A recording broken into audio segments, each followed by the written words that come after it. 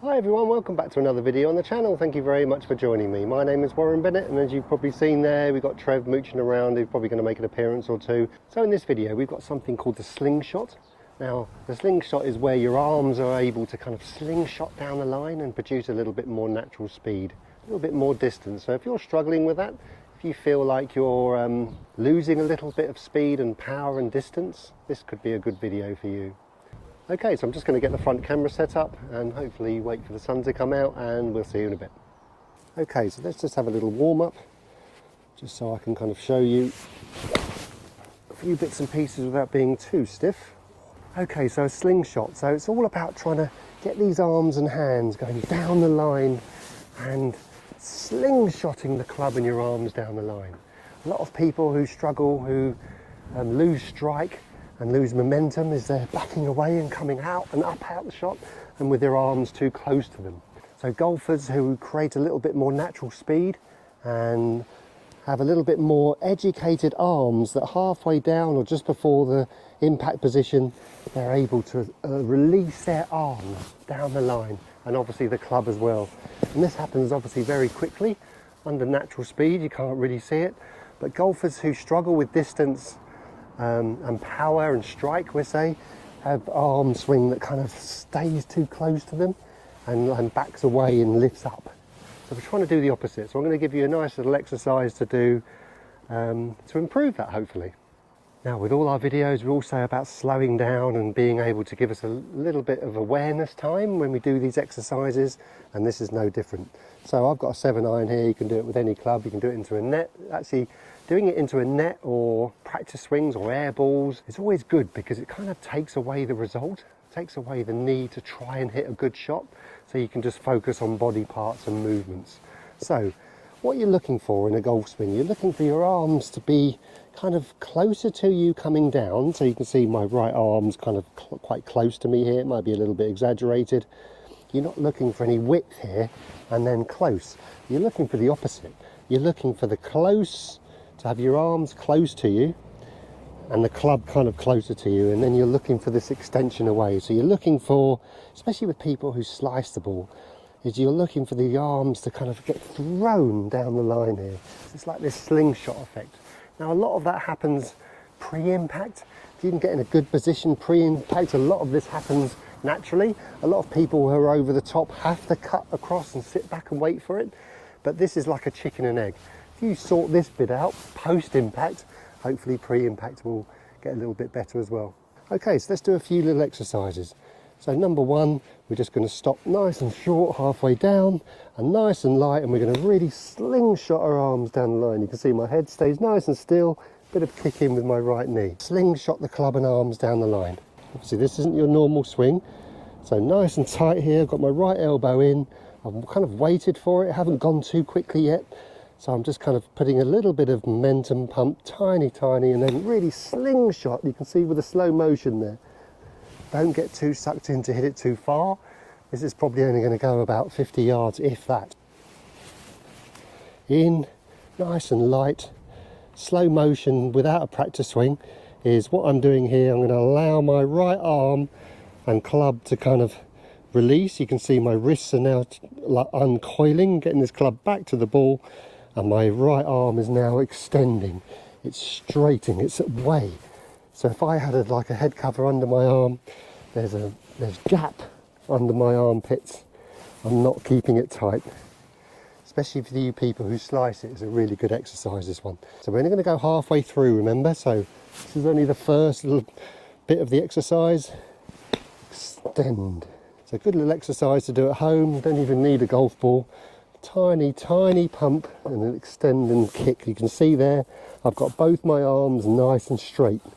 It's a little bit exaggerated. I'm still looking down, haven't lifted yet. Beautiful. We're not going to stop this time, but we're going to keep it nice and light and nice and slow. Our instinct is to go after the ball, hit the ball too much. Okay, let's try one. Same type of pace, back swing, drop, extend and kick, remember? Really pushing away, but we're not doing it with our body and head. We're keeping our head where it is, and we're doing everything with our arms here. So this post-impact position, like all the great players, and all players who hit the ball kind of a long way, they all have this natural arm speed. Obviously the body gets pulled around for the ride. Now actually I call it the internals. The internals is kind of hip height to hip height, is where the arms are doing the majority of the work. And obviously the wrists, this angle between my left arm, right arm and club, is kind of straightening here. And you can see now there's no angle between my arms and club. Remember, it's just a little half shot. Don't get sucked into going too long, and don't get sucked into hit it too hard. Checkpoint, my elbow, right elbow is touching my side. My club is back behind me. You can see from the reverse camera, behind camera. The club is behind me, it's not over here. So what that's done is I've got a little bit of wrist angle still. I'm very light. And now from here I'm getting rid of that angle and straightening my arm. Beautiful. Okay, nice and light. Try and do that. It won't be exactly the same when you hit a ball. Obviously there's probably a little bit of old involved, but especially if you're top half dominant, this is a great one, because from about here you're probably wanting to use your shoulders too much. So this is a great one to allow your arms to drop in front of you and then release the club and your arms. So the next stage is to layer a little bit of speed on top of that. So that if those were like 1 or 2 out of 10 in terms of speed, that's kind of double that. Let's make that kind of 4 out of 10 speed, this one. Hope the mic's working out okay. So, and it's still not a distance exercise, but you're just speeding it up. Halfway through, shaking hands with the target, good old John Jacobs. Club's down the line, it's not left, it's not over to the right, it's looking straight down the line. You can see like a nice straight line between my right arm and club there. Beautiful, it's exaggerated. So it's nice, it's not done by my body, you can see there. So if you still can cheat, you can still do it, but you can still like move my body too much there. So it's pulled my head off the ball. So if you keep your eye line nice and level, and then just kick with your knee and straighten with your arm. Beautiful. Remember, there's always a wrong and right way to do it. Make sure you do it the right way, just these little kind of checkpoints. Halfway down, straighten. Halfway down, club back behind me, kick and straighten. Get your arms back to where they started. Now the club's going to find the ground naturally where the ball was at the start. You're looking for a bent elbow to straight, and that happens pretty quickly. You can see with the slow motions on the side, that happens pretty quickly, and there is where you're going to get that snap release. Kind of you're delaying the release so long, but then you're kind of snapping it back into impact there. So you're letting go of this angle with your wrists and straightening your arm as well. So remember, my arms and my hands and the butt of the club aren't far away from the kind of the edge of the ball there. It's kind of they're over my right foot as I look down, so it's kind of a late release, but the later you can leave this, the better the slingshot will happen. Slingshot those arms down the line. And you just layer different speeds on there. So we can go back to a 1, and then you can layer, let's go to a 7. Still looking down, remember, we're not looking up yet. Don't need to, I'm hitting into a net. If you're hitting into a net, you don't need to look up because there's no result to look at. So keep your eye line nice and level, and what that does, that stops your top half from twisting too much. If I let my eyes go, my body's going to follow as well. Yeah, so that's going to introduce a little bit too much body, so make sure you keep those eye line very level. And then layering that into a normal shot. So a lot of people I see playing golf are too like body dominant. So introducing this slingshot is going to really improve not only distance, but it's going to improve side spin as well. So if you've got a slice, you can really straighten that slice out. It's not easy, it doesn't come within 3 swings, but keep with it, keep consistent, keep your practice consistent. Continuity in practice is everything. Spend 15 minutes just practicing. It may not be perfect straight away, but keep your patience, because obviously you can't go around doing half swings on the golf course all day. Now we're going to introduce the kind of the second half of the follow through here as well. So same exercise, what you're going to do, you're going to stop, and then from here what you're going to really want to try and do, you want to try and now bend. So you're introducing that bend halfway through your follow through. So let's stop again and then bend. So now you're going to feel like, what does my finish feel like? when I stop halfway through. And you're going to get a sense of where you'll finish and where you should feel. Because when we do a normal swing and we're in full motion, you're not going to feel this halfway through position, but you will feel your finish. And if you can get quite close to this finish position, you know you've probably done a good kind of execution of this slingshot. So halfway down, halfway through, and then bend, so you can lift. So you're bending and lifting your head up. And there's your timing. The more you can do that, practice, practice, practice. I'm going to stop there, this one, and then up. So what you can do, you can break down the backswing and then make a full follow through. So break the backswing down, but make a full follow through from here. Wow, that really felt extended. I'll put a slow motion of that one. Again, I'm going to break it down. Looks easy to do, it's difficult. Remember, right elbow in, nice and light. Club head's behind me, I can see out the corner of my eye. Small little momentum pumps. Extend. Oh, that was even better. I'll put a slow motion on that one up as well. And then we're going to not stop this time, and we're just going to continue it all the way through, but we're not going to go full revs. I'd like you to do the same. Really slingshot. Remember, slingshotting with our arms and hands, not our body and head. You've only got a certain range of motion. I can't go beyond that. That's as far as my arc of my hands and my club will take me, unless I cheat. I'm cheating because I'm lifting my head up here and letting my head go with me, and that's not good for the golf swing, because you probably just hit the top of the ball.